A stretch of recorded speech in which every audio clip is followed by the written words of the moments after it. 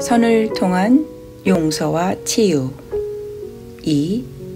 나의 선 수행의 핵심. 한국에서의 선 체험을 자세히 소개하겠습니다. 저는 한국에서 가장 오래되고 유명한 사찰 중 한 곳에서 면벽 참선을 했습니다. 한국 불교사에서 유명한 많은 선사들이 바로 이곳에서 배출되었습니다. 저는 스님들과 18주라는 아주 길고 값진 시간을 보냈습니다. 그 사찰은 많은 암자들에 둘러싸여 산 깊숙한 곳에 있었습니다. 3개월 동안의 안거 중 저는 여러 학생들과 함께 걸으며 서로 경험과 가르침을 나눌 기회를 많이 갖게 되었습니다. 우리는 주로 신학교 교육 일정 같은 삶의 기본적인 것들을 나누었습니다. 우리는 또한 함께 차를 많이 마셨습니다. 선에서 차를 함께 마시는 것은 신성한 것을 공유하고 접하는 기본적 행위입니다. 그것은 제 뿌리를 알고 경험할 수 있는 좋은 기회였습니다. 사찰에서 신중하게 보낸 이 시간은 제가 언제나 감사하게 여기는 분명한 성장의 시간이었습니다. 석 달 동안 묵언하며 다른 불교 승려들과 함께 선수행에 참여했습니다. 그들 중 많은 이가 선사가 되고자 준비하고 있지만 수년간의 수행 끝에 선사가 되는 사람은 불과 몇 명입니다. 그 가운데에는 젊은 스님들도 있었고 그리 젊지 않은 스님들도 있었습니다.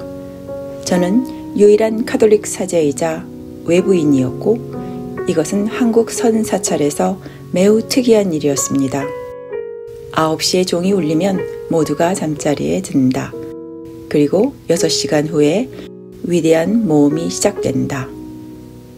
저는 일정에 따라 새벽 3시에 일어났고 그들과 함께 바닥에서 108배를 했습니다. 그리고는 아침 예불이 있습니다. 저는 그들의 예불을 따를 수 없었기 때문에 눈을 감고 침묵 속에서 그들의 목소리로 제 마음을 진동시키며 예불 리듬을 마음으로 들었습니다. 절에서 지내는 동안 그것이 저의 아침 기도였습니다. 그것은 장엄한 경험이었고 하루를 시작하는 좋은 방법이었습니다. 새벽 4시에서 6시까지 우리는 다시 좌선을 하고 그 다음에 아침 식사를 했습니다. 오전 6시 30분부터 7시 30분까지는 울력을 했습니다. 오전 7시 30분부터 11시 15분까지는 좌선이 계속되었습니다. 11시 15분은 점심시간이었습니다. 오후 1시 30분부터 4시 30분까지 우리는 다시 좌선을 하였습니다. 4시 30분에 저녁 식사를 했고 저녁 6시부터 6시 45분까지 저녁 예불을 올렸습니다. 저녁 7시부터 9시까지 또 좌선을 하였습니다. 그리고 씻고 나서 9시 20분에 모두 잠자리에 들었습니다. 6째 주에는 6일 동안 우리는 잠을 거의 자지 않으면서 명상을 했는데 이 말은 밤 9시에 자러 가지 않았다는 뜻입니다. 자정까지 좌선을 계속했습니다. 그리고는 차를 마시며 잠시 휴식을 취한 후 다시 새벽 2시 30분까지 좌선을 하고 잠시 쉰 후 새벽 3시에 다시 좌선을 시작했습니다. 여기에는 특별한 의미가 있습니다. 그리고 7일째에는 참가자들 모두가 하루 종일 휴식을 취했습니다. 6주째에 6일 동안 온종일 명상을 하는 것은 깊은 명상과 깨달음과 관련하여 중대한 의미가 있었습니다. 그것은 무의식의 단계를 경험하도록 가르치고 도와주는 훌륭한 도구였습니다. 그 주에 우리는 거의 하루 종일 잠을 자지 않고 앉아 있었습니다. 몸이 잠이 필요하다는 신호를 보낼 때에도 명상을 계속했습니다. 잠을 잘 시간이었습니다. 방장 스님이 돌아다니면서 우리에게 무의식의 단계를 유지할 것을 일깨우고 우리를 깨어있도록 도와주었습니다. 우리 몸이 잠들었을 때 깨어있는 상태로 있는 것, 바로 그 지점에서 우리는 깨어있음으로써 무의식으로 들어갈 수 있게 됩니다. 몸이 잠들기 시작한 때, 그러나 우리는 여전히 깨어있는 때, 이 두 가지가 만나는 지점이 바로 사람이 깨어나거나 깨닫게 되는 때입니다. 더 간단히 한마디로 말해서 자신을 이해하는 것입니다. 이것은 일깨워짐의 의미를 이해하는 매우 중요한 순간입니다. 케플러는 이날은 모든 날 중 가장 중요한 날인데 마음이 최고의 집중 상태에 도달했을 때 휴식하는 것은 용맹정진했던 6일간의 노력을 허비하는 효과가 있다고 기술하였습니다. 기억은 우리 몸의 무의식의 단계에 저장되어 있습니다. 어떻게 해야 무의식의 단계에 들어갈 수 있을까요? 잠들었을 때나 꿈속에 있을 때, 즉 수면 상태에 있을 때만 그 단계에 도달할 수 있습니다. 그러나 묵상을 통해서도 자신의 무의식 단계로 들어갈 수 있습니다. 좌선은 가부좌로 30분, 40분, 50분 동안 앉아있는 것을 말하며 10분간의 산책, 포행, 젠, 워킹이 이어집니다. 좌선은 선사가 지도합니다. 선사는 우리를 지켜보다가 졸거나 자세가 흐트러진 사람의 뒤로 다가가서 양쪽 어깨에 2번씩 4번 죽비로 때립니다. 이것은 수행자들이 깨어있도록 하는데 도움이 되고 예상치 못한 에너지의 뭉침을 풀어주는 데 도움이 됩니다. 이 모든 것이 무건 속에서 이루어집니다. 심지어는 식사도 무건 속에서 합니다. 다른 사람과 대화하려면 쪽지를 써서 그 사람의 이름과 함께 공개 게시판에 붙여 놓아야 합니다. 저는 무건하면서 모든 것을 할 수 있어서 아주 좋았고 그 무건은 제게 많은 내적 에너지를 주었습니다. 어느 순간 그것은 인도에서 2명의 구루에게 지도받기 시작했던 때를 떠올리게 했습니다. 그것은 요가와 높은 단계의 묵상 수행을 할 때 받았던 것과 같은 에너지였습니다. 제가 느꼈고 다른 이들과 함께 나누었던 이 에너지는 저에게는 다른 어떤 것도 아닌 바로 제 안에서 작용하시는 성령이었습니다. 석 달 동안 모든 스님들과 저는 명상을 통해 개인으로서 자신이 누구인지를 탐구하고 하느님을 이해하고 만나기를 참고하여 연구하였습니다. 이 석 달 동안 저는 더 깊이 무의식 단계로 들어가서 과거의 삶과 마주할 수 있었습니다. 이 훈련은 제가 쉽게 무의식 단계로 들어가서 과거의 삶을 보는데 도움이 되었습니다. 저는 감사하게도 어떤 자기 화해를 경험하게 되었습니다. 그것은 제가 저 자신을 더 크게 이해하는 데 도움이 되었고 제가 지금 어디에 서 있는지를 알게 해 주었습니다. 저는 자신의 내면을 무의식의 단계까지도 들여다 볼 수 있음을 깨달았습니다. 저는 저의 잘못을 보았고 실제로 저를 하느님이 먼저 용서하셨음을 깨닫게 되었습니다. 하느님께서 저와 교감하시는 방법으로부터 저는 다른 사람들과 화해하는 방법을 배웠습니다. 볼프는 궁극적으로 하느님만이 용서할 수 있는 힘과 권한을 가지고 계시며 하느님의 용서만이 당신의 죄를 정화할 수 있다고 말합니다. 우리는 모두 서로 다르기 때문에 다른 경험을 해왔으나 목표는 같았습니다. 그들은 모두 자신의 내적인 삶 안에서 부처님에 대해 이야기했고 저는 제 내적인 삶 안에 예수님과 하느님을 모시고 있었고 여전히 모시고 있습니다. 제가 그것을 뭐라고 부르는지 어떻게 부르는지는 중요하지 않습니다. 저는 그것을 넘어서야만 합니다. 슈라이터는 그의 논문에서 우리는 우리를 끊임없이 하느님과 접촉하게 하는 기도와 찬미 드리는 삶을 살아야 한다. 기도의 여러 형태를 살펴보았을 때 관상 기도가 하느님과의 관계에 가장 적합한 것 같다고 이야기합니다. 우리 모두는 신을 만나기 위해 자신의 내면으로 깊이 들어가는 시간을 보냈습니다. 저는 하느님께서 우리를 통해 예수 그리스도와 소통하기를 원하신다는 것을 경험했습니다. 예수 그리스도께서는 저를 통해 당신의 아버지께 기도하기를 원하셨습니다. 저는 제 안에서 사랑 혹은 성령이라는 거대한 에너지를 느꼈습니다. 하느님께서는 저희 진정한 자아와 소통하기를 원하셨습니다. 진정한 자아 안에서 저는 하느님의 신비, 창조의 신비를 발견합니다. 자신을 아는 것은 다른 사람을 아는 것보다 더 어렵습니다. 자신을 사랑하는 것은 다른 사람을 사랑하는 것보다 더 어렵습니다. 자신을 용서하는 것은 다른 사람을 용서하는 것보다 더 어렵습니다.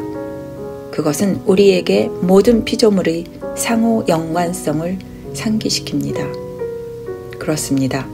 이는 진실의 발견에 관한 것이고 그 진실은 저와 하느님에 대한 진실 그리고 하느님의 피조물인 다른 사람들과 완전함을 통해 다시 연결되는 것에 관련되어 있습니다.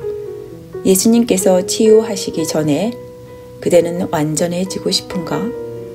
Do you want to be made whole? 라고 물어보시는 것도 놀라울 것이 없습니다.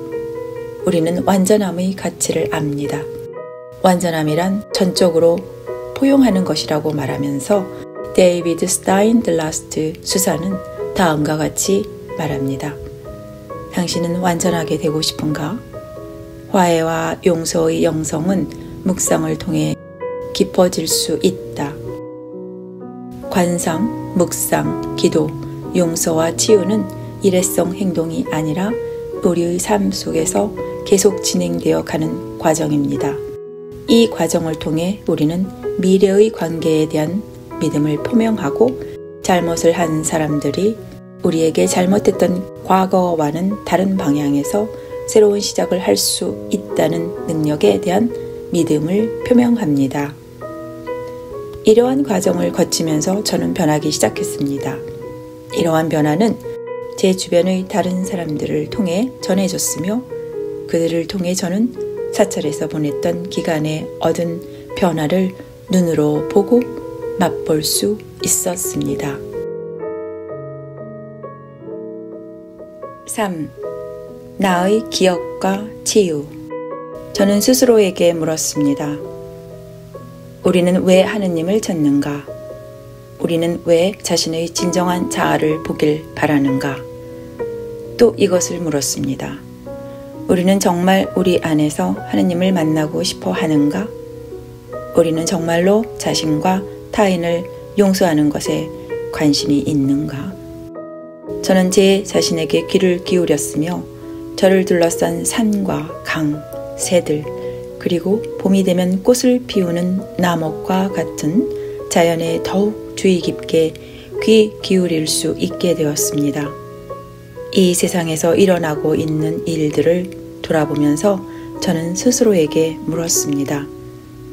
나는 실상 주로 나 자신에게만 관심을 가지고 있고 다른 사람들에게는 그 정도로 관심을 갖고 있지는 않은 게 아닌가? 그리스도를 따르겠다고 공언하는 다른 사람들도 사실은 이럴까? 저는 가톨릭 선교 사제이고 선교 수도회에 속해 있는데 이런 질문을 하고 싶습니다. 우리는 정말로 자신이 그렇다고 말하는 것만큼 다른 사람에게 관심을 가지고 있습니까? 18주 동안 명상하고 있을 때 이러한 질문이 제 내면 깊은 곳에서 떠올랐습니다. 이 탐구는 인도에서 했던 용서와 치유의 연속이었습니다.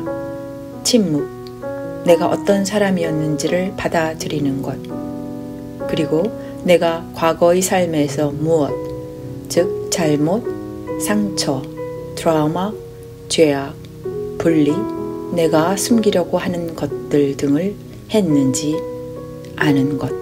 이 모든 것이 저를 이 중요한 질문에 대답하도록 이끌었습니다.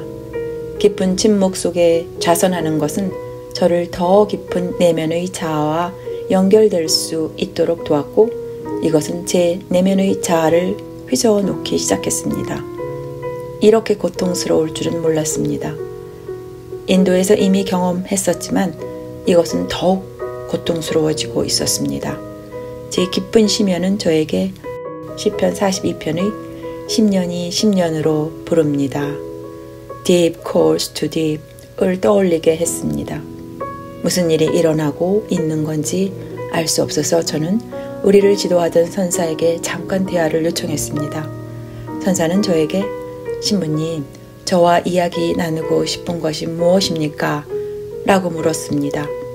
저는 과거의 기억들이 자꾸 떠올라서 묵상하고 집중하는데 곤란을 겪고 있다고 말했습니다. 이 일이 3번 반복되었고 선사는 미소 지으며 제게 말했습니다. 신부님, 잘 하고 계십니다. 자리로 돌아가 앉아 계속 탐구하세요. 고분분투하던 중 선사의 미소를 보고서 저는 가섭과 부처를 떠올렸습니다. 미소. 그 선사는 저의 진실한 내면의 자아를 알고 있었습니다. 다시 자리로 돌아가 앉을 때마다 점점 나아지고 있다는 느낌이 들었습니다. 그러나 제가 평화로운 자세를 찾기까지는 며칠이 걸렸습니다. 그제야 저는 선사가 왜 제게 잘하고 있다고 말했는지를 이해하게 되었습니다. 저는 힘든 시간을 거쳐야 했습니다. 제 삶의 어두운 순간을 통과해야 했고, 다시 빛을 보고 싶다면 이 어둠 속에 머물러 있을 수는 없다고 생각해야 했습니다. 머트는 자신의 어둠을 빛으로 전환시킬 수 있는 말을 결코 기대하거나 예견할 수 없다는 것을 알기 때문에 자신을 비운 채로 있다고 말했습니다. 마침내 치유되고 싶다면 다시 고통스러운 순간을 지나가야 했습니다. 저는 또한 과거의 기억들과 화해해야 했습니다. 신비는 그 자체의 어둠과 침묵 안에 우리가 완전히 이해하지 못한 채 감지하고 있는 존재와 의미를 담고 있습니다. 라고 토마스 머트는 말합니다. 인도에서 먼저 제 자신과 그러고 나서 아버지와 화해해야 했던 때가 생각났습니다. 오랜 고군분투 끝에 저는 치유되어 나올 수 있었습니다. 저는 이제야 빛에 대해 조금 이해하게 되었습니다. 어둠 뒤에는 숨어있는 하느님이 계십니다. 머트는 존 타울러의 말을 인용하여 이렇게 말합니다. 하느님에 대한 통합적이고 신비로운 지식은 말로 표현할 수 없는 어둠이자 절대적인 빛이다. 그것은 불가해한 고독한 사막이라고 불린다. 다시 말하지만 저에게 무슨 일이 일어나고 있는지를 지켜보는 것은 힘겨운 순간이었습니다. 그것은 끝없는 사막을 걷고 있는 것처럼 갈증을 느껴야 했기 때문입니다. 몇 년이 지난 지금은 말할 수 있습니다. 저는 진정한 저와 마주하는 것이 두려웠다고 말입니다. 저는 제가 누구인지를 알게 되는 것이 두려웠습니다. 저는 부끄러워 숨고 싶었습니다. 다른 사람들이 저를 어떻게 보는지 두려웠습니다. 저는 좋은 사람으로 보이고 싶었고 그 때문에 거짓 자아를 여러 번 연기해야 했습니다. 그러나 부끄러워할 것은 전혀 없으며 제 과거의 삶은 다른 사람이 상관할 바가 아니라는 것을 알게 되었습니다. 저는 그렇게 함으로써 고통을 악화시키고 있었던 것입니다. 제가 제 자신을 불완전하게 만들고 있었습니다. 우리는 하느님께서 하느님의 일을 하시도록 두어야 하며 하느님을 하느님으로 지켜보아야 합니다. 하느님께서 이 과정을 주도하십니다. 용서와 마찬가지로 화해도 더 높은 힘, 즉 하느님에 의해 이루어지는 것입니다. 슈레이터의 말을 인용하고 싶은데 그는 이렇게 쓰고 있습니다. 화해하는 것은 하느님이시다. 화해는 통달할 수 있는 기술이 아니다. 그보다는 자신의 삶 속에서 솟아나오는 하느님의 은총의 힘이 발견되는 것이다. 하퍼는 사마리아 여인과 나라는 글에서 치유가 항상 내가 상상했던 형태로 오는 것은 아니었다. 치유는 하느님의 방식으로 하느님의 시간대, in God's time에 왔다고 말함으로써 아주 중요한 점을 지적했습니다. 구약 성경 예레미야서에서 주님은 너희가 나를 찾으면 나를 만나게 될 것이다. 온 마음으로 나를 구하면 내가 너희를 만나주겠다. 라고 말씀하십니다. 선생들과 함께 명상을 하는 동안 저는 울고 웃었습니다. 저는 눈물을 보이지 않으려고 애썼습니다. 그러나 다른 스님들과 선사는 제가 울면서 동시에 웃음을 터뜨리는 것을 알아차렸습니다. 우리를 가르치던 선사는 제가 힘든 시간을 지나고 있음을 알았습니다. 하지만 그것은 제가 진정 자유롭고 싶다면 가야만 하는 길이었습니다. 그 길은 누구도 대신 걸어줄 수 없습니다. 누구도 당신의 십자가를 대신 짊어질 수 없고 당신 스스로 짊어져야만 합니다. 누구도 당신의 선을 대신해 줄 수 없습니다. 빛이 내부 깊숙이 닿을 때까지 벽을 바라보며 홀로 앉아 있어야 합니다. 당신은 희생을 알게 될 것입니다. 선과 기도는 모두 희생이라는 에너지로 작동합니다. 그것은 선한 희생입니다. 저는 사랑 때문에 그것을 했고 저희 가장 깊은 사랑 때문에 계속해서 하고 있습니다. 일본의 고승 바스이는 다음과 같이 깨달음을 경험했습니다. 모든 것은 진공모유, 생겨나지도 않고 멸하지도 않는 절대의 진리이며 본질적으로 영혼, 몸 또는 마음이라고 할 만한 것은 아무것도 없다. 이 깨달음은 그를 크게 웃게 만들었고 더 이상 자신의 몸과 마음에 억압당하는 것을 느끼지 못했다. 제가 진정한 나를 만나고자 한다면 가야만 하는 길이었습니다. 그것은 18주라는 긴 시간이었는데 저는 인도에서의 경험이 있으니 쉬울 것이라고 생각했지만 결국 죽도록 지치고 말았습니다. 머트는 진정한 나를 찾는 것은 쉽지 않다고 강조합니다. 그러나 그것이 불가능하다고는 말하지 않습니다. 가능하지만 하나님의 은총을 입고 열심히 해야만 합니다. 그것은 저희 내면에서 일어나는 치유의 순간이었습니다. 저는 치유란 매우 고통스러운 과정이기도 하다는 것을 경험했습니다. 제 삶의 이 지점에 도달하기까지, 즉 과거의 저를 받아들이고 지금 있는 그대로의 제가 되기까지는 여러 해가 걸렸습니다. 많은 사람들이 이 지점에 도달하기를 바라지만 내려놓기가 힘들어하기 때문에 해내지 못합니다. 문제는 우리 중 극소수만이 진정한 나와 하느님을 찾는다는 것입니다. 내려놓음은 있는 것이 아니라 그 사람을 있는 그대로 온전하게 받아들이는 것입니다. 과거를 바꿀 수는 없지만 인생을 다시 살고 싶다면 과거와 화해할 수는 있습니다. 저는 화해의 체험은 희생자를 새로운 장소로 데려다 준다는 슈레이터의 말에 동의합니다. 하지만 그 상흔은 영원히 남아 있을 것입니다. 그것은 제가 진정한 나를 찾고 싶어 했기 때문에 가능했던 것입니다. 제 안에 진정한 나를 찾고자 하는 갈망이 있었던 것입니다. 기도 생활, 전과 요가는 제 자신을 받아들이고 자유롭게 되는데 도움이 되었습니다.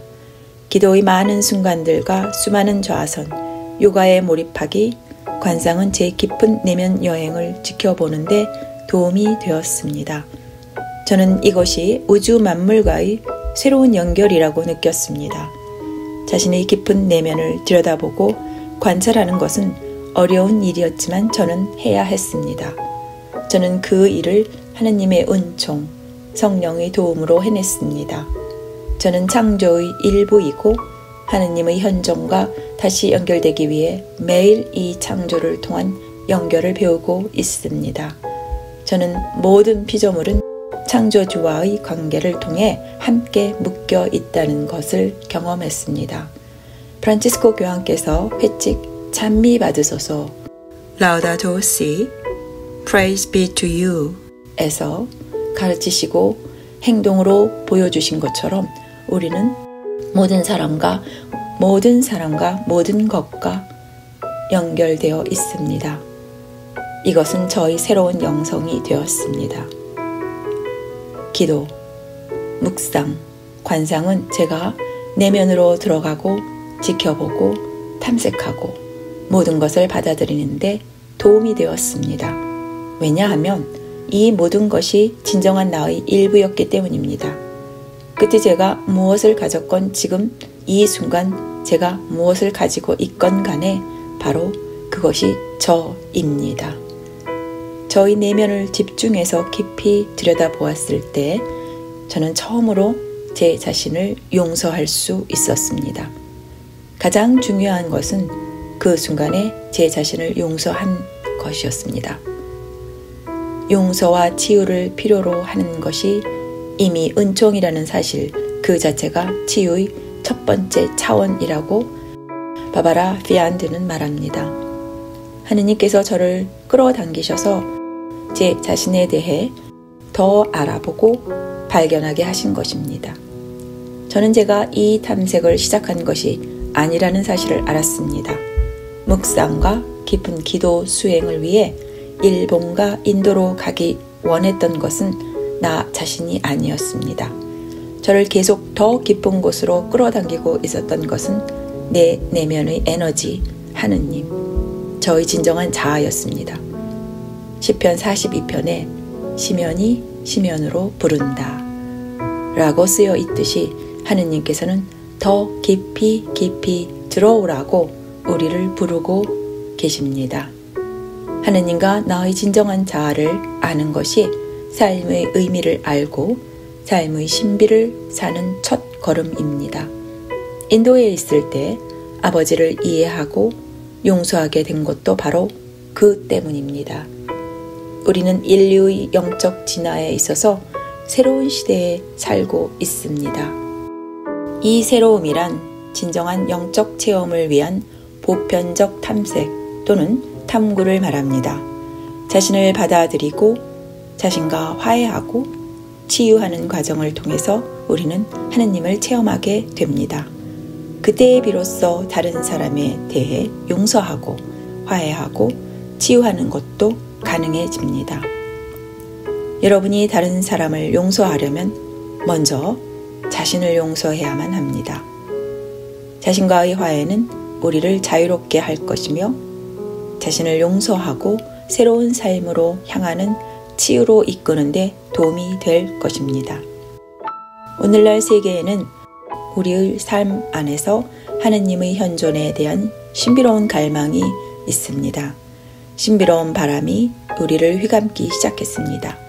이 신비로운 갈망은 깨어나는 것 또는 깨우침에 대한 자각입니다. 우리 모두는 각자의 내면에 존재하는 하느님을 갈망합니다. 지금은 우리 모두를 위한 시간이며 그 어느 때보다 우리는 신에 대한 신비로운 체험이나 하느님에 대한 체험을 구하고 있습니다. 아시아의 영적 전승에 깊이 들어와 있는 그리스도교 신앙은 이 탐구에 어떻게 응답해야 할까요? 이것이 우리의 신학적 성찰에 제기하는 질문입니다. 여기까지가 1장 내용이었습니다. 감사합니다.